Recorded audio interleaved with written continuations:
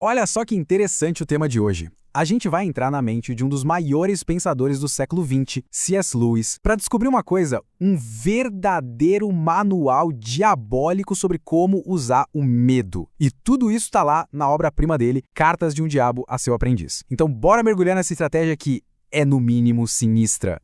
E para começar, essa citação do Lewis é a chave de tudo. Presta atenção. A coragem não é simplesmente uma das virtudes, mas a forma de cada virtude no ponto de teste. Essa ideia ela é fundamental, porque é ela que prepara o terreno para toda a psicologia complexa que a gente está prestes a analisar.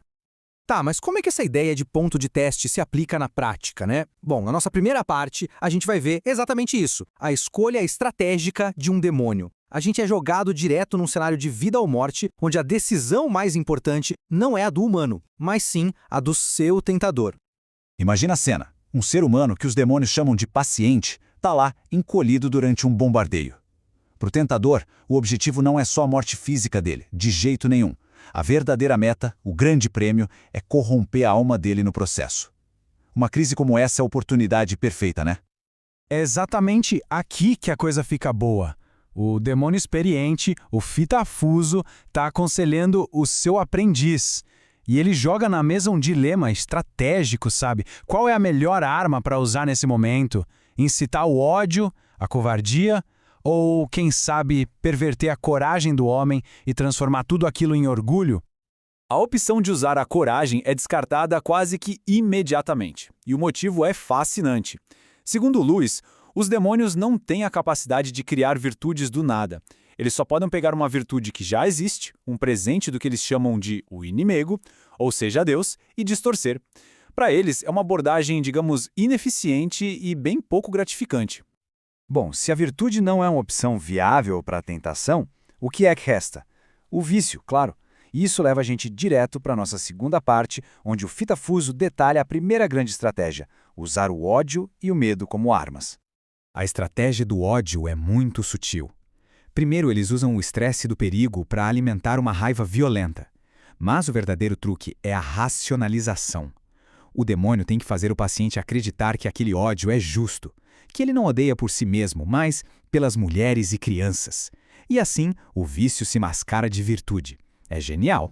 Só que o ódio sozinho não é o suficiente. O plano diabólico precisa de um catalisador, e o fitafuso revela qual é: o medo. Lewis mostra aqui uma conexão psicológica profundíssima. Medo e ódio se alimentam um do outro. Quanto mais uma pessoa teme, mais intensamente ela vai odiar.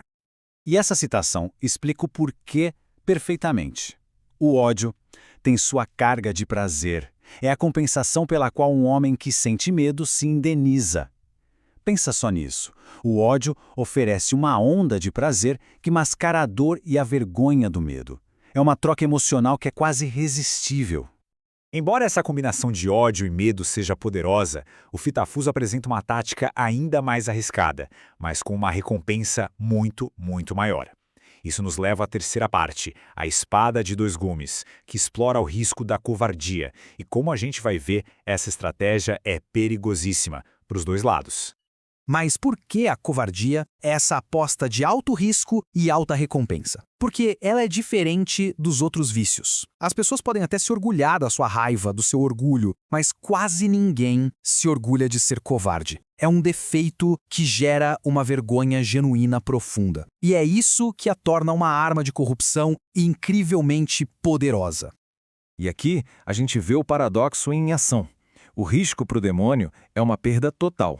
Por quê? Porque ao confrontar a própria covardia, o humano pode se arrepender e encontrar a humildade, o que seria uma vitória para o céu. Mas a recompensa potencial para o inferno é ainda maior, uma vergonha tão profunda que esmaga a alma e leva ao desespero completo. E o próprio fitafuso confirma esse risco com uma observação impressionante. Na última guerra, milhares descobriram sua própria covardia e, com isso, todo mundo moral. Isso revela o perigo enorme para os demônios. Forçar alguém a encarar as próprias falhas pode, ironicamente, abrir a porta para a verdadeira moral. Então, por que correr um risco tão grande com a covardia? A resposta está na quarta parte, da vergonha ao desespero. O prêmio final que justifica essa aposta tão ousada é uma das condições mais destrutivas da alma humana. É fundamental entender o que o Lewis chama de desespero. Não é só tristeza, não. É a convicção absoluta de que o seu pecado, a sua covardia, é tão terrível, tão grande, que não pode ser perdoado. É como trancar a porta para a misericórdia por dentro, por acreditar que não a merece. E aí está, a grande vitória, o checkmate demoníaco.